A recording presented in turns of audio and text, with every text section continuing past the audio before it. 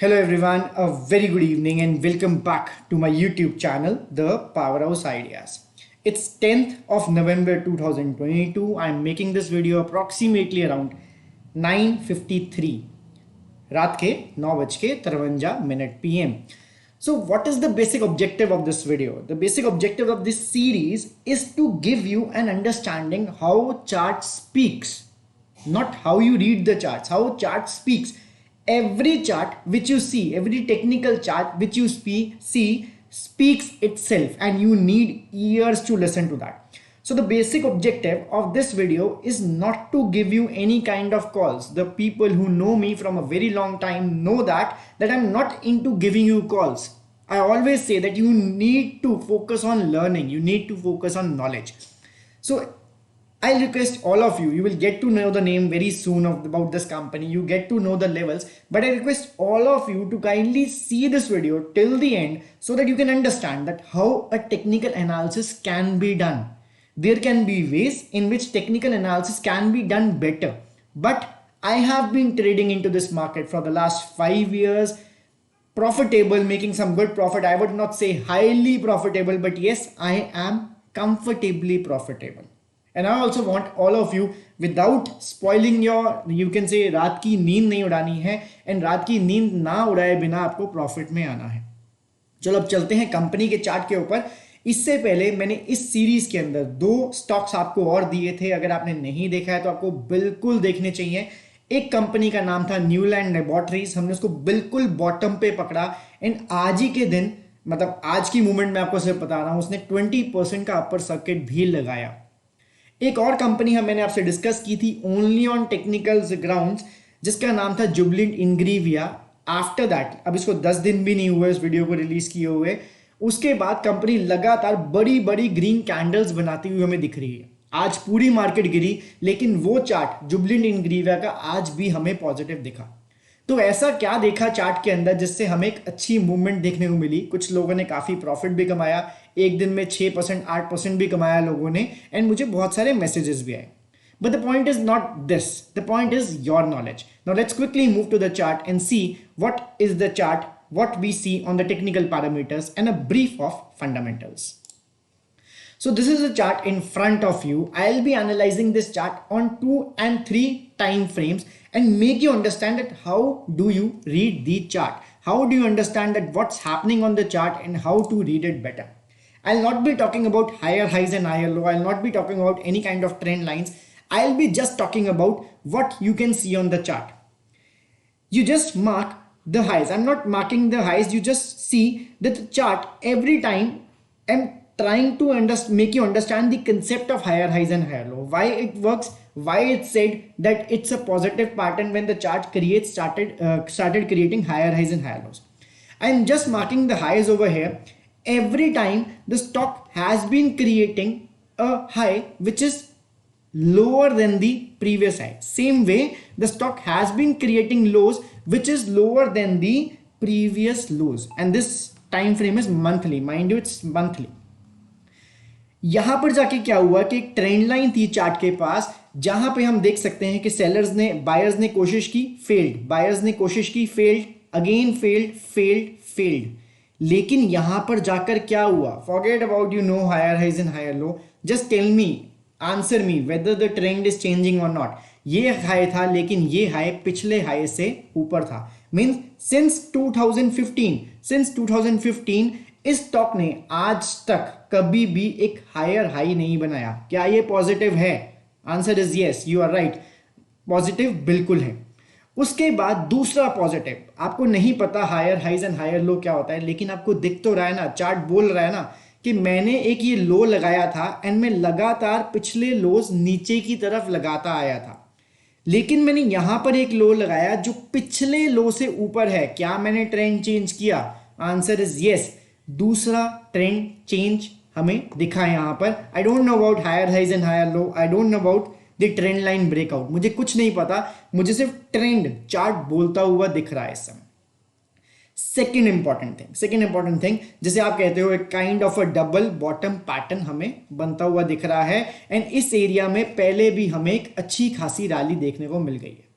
So this is about the you can say monthly time frame. I'll be telling you that what are the cautious positions, आपको कब इस stock से निकल जाना चाहिए, आपको किस लेवल का ध्यान बहुत ध्यान से रखना चाहिए, आपका क्या स्टॉप लॉस होगा, आपको ये भी बताऊंगा विद लॉजिक्स, ठीक है। तो इस चार्ट के पास, इस स्टॉक के पास पॉसिबिलिटी है कि ये दोबारा से अपने ऑल टाइम हाई को टच करे।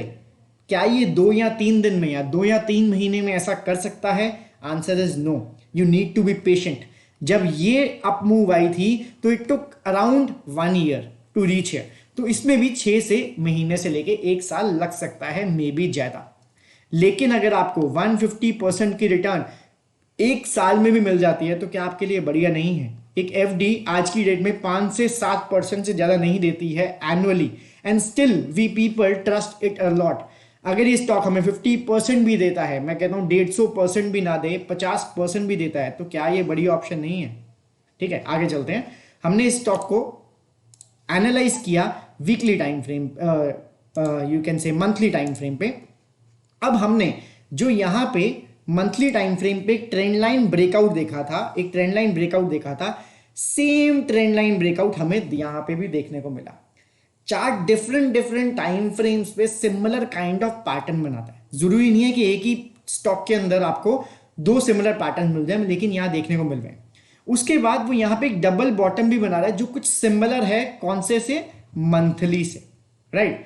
उसके बाद हमें यहां पे सेम उसी तरह से जैसे हमने उसको एनालाइज किया, सेम उसी तरह से हमें जो हाईज बन रहे थे वो हमेशा नीचे की तरफ बन रहे थे, लेकिन यहां पे हाई ऊपर बना। जो लोज बन रहे थे वो नीचे की तरफ बन रहे थे, लेकिन यहां पे लो ऊपर बना। हमें यहां पे भी पैटर्न चेंज होता हुआ दिख रहा है। And the good part is volume is coming. अब बात करते हैं कि स्टॉक में हमें स्ट्रेंथ दिख रही है, स्टॉक कहां तक जा सकता है, हमें किस चीज का ध्यान रखना चाहिए, एंड कहां पे हमारा स्टॉप लॉस होना चाहिए। उसके लिए हम वापस चलते हैं मंथली टाइम फ्रेम पे और आपको जल्दी से समझाता हूं कि कैसे आप अपना स्टॉप लॉस या पॉइंट ऑफ बीइंग कॉशियस निकाल सकते हो। ठीक है, तो हम 2 ट्रेंड लाइंस ड्रॉ करेंगे। आप देख सकते हो कि ये स्टॉक इस ट्रेंड लाइन को एक रेजिस्टेंस की तरह फेस कर रहा था, सपोर्ट की तरह फेस कर रहा था। एंड अगर हम एक और ट्रेंड लाइन बनाए तो उसी तरह जब स्टॉक ऊपर चलना शुरू हुआ है तो स्टॉक एक रेजिस्टेंस फेस कर रहा है ट्रेंड लाइन से। जब स्टॉक नीचे गिरता है तो उसके पास एक ट्रेंड लाइन सपोर्ट होती है और एक ट्रेंड लाइन रेजिस्टेंस होती है। सेम वे जब स्टॉक ऊपर जाता है तो उसके पास एक ट्रेंड लाइन सपोर्ट होती है और एक ट्रेंड लाइन रेजिस्टेंस होती है। जब ये स्टॉक नीचे गिर रहा था वो कुछ इस तरह से पैटर्न बना के नीचे गिर रहा था। वो अपनी ट्रेंड लाइन पे टक्कर मारता था, नीचे गिर जाता है, then it again touches it, then it again falls. Same way अब वो एक और ट्रेंड लाइन, एक पैटर्न फॉलो कर रहा है। So first point of being cautious will be ये ट्रेंड लाइन। अगर ये स्टॉक यहां पर आके ट्रेंड लाइन पे आके इमीडिएटली गिरना शुरू करता है तो आप प्रॉफिट बुकिंग का सोच सकते हो। First point of being cautious, reason मैंने आपको बता दिया। Second point of being cautious is this one, because ये मंथली टाइम फ्रेम है। स्टॉक 1 2 3 4 5 6 मंथ्स तक इस एरिया को क्रॉस नहीं कर पाया। तो second point of being cautious is this, stock यहां तक पहुंचने के चांसेस पूरे हैं इसके पास, बिकॉज अगर ये गिरा भी तो डबल टॉप बना के गिर सकता है। ठीक है, अगर गिरा भी डबल टॉप बना के गिर सकता है तो यहां तक पहुंचने के चांसेस पूरे हैं, लेकिन यू हैव टू डिसाइड उस समय आपने क्या करना है। This is second point of being cautious. Third and the most important part is that what shall be the stop loss? तो याद करो, मैंने आपको वीडियो के स्टार्टिंग में ट्रेंड चेंज दिखाया कि स्टॉक ने अपने लोज जो थे वो लोअर लोज कनेक्ट कर रहा था, लेकिन यहां पे स्टॉक ने एक हायर लो कनेक्ट किया।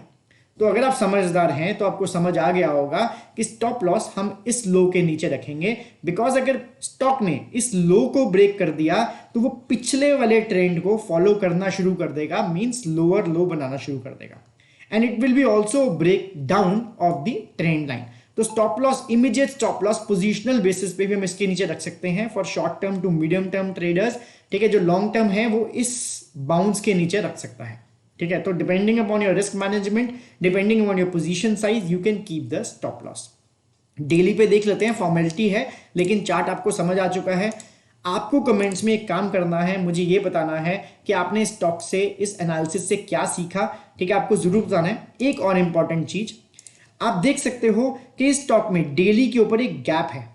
तो ये स्टॉक आपको नीचे आके एक बार एंट्री देने के चांसेस पूरे पूरे हैं। तो अगर आपने रिस्क टू रिवॉर्ड को आप बढ़िया करना चाहते हो, इस पैराबोलिक मूव पे एक रिट्रेसमेंट जरूर आएगी। आप इसमें एंट्री यहां लेना चाहते हो, आप नीचे ले सकते हो। लेकिन ये स्टॉक और ये एनालिसिस बड़े टाइम फ्रेम के लिए है, 6 महीने से 1 साल के लिए है। 1-2 दिन 4 दिन में रिटर्न की एक्सपेक्टेशंस आपने नहीं करनी है।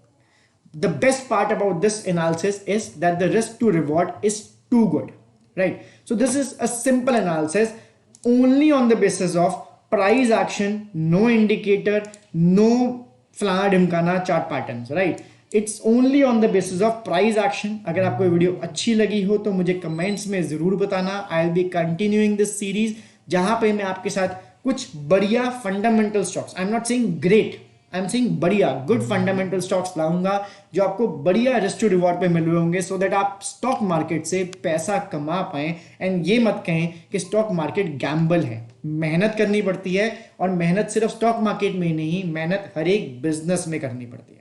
I'll see you guys in the next video. Till the time, take care. Bye bye. Jai Hind.